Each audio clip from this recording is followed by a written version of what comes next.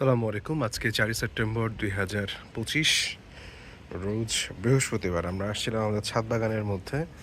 এখানে দেখা যাচ্ছে যে নতুন কিছু কুমড়া গাছের বীজ ফেলা হয়েছে, সেখান থেকে গাছ হচ্ছে।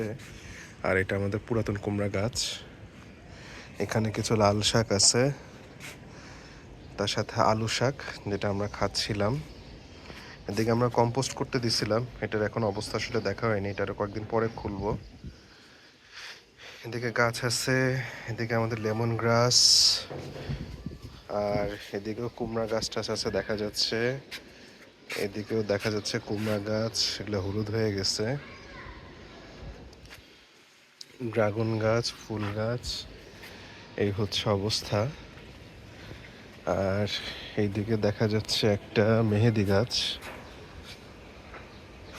ড্রাগন গাছে ড্রাগন ধরছে। আর ওই দিকে দেখা যাচ্ছে কিছু গাছ আছে, ভালো মন্দ মিলে আলহামদুলিল্লাহ।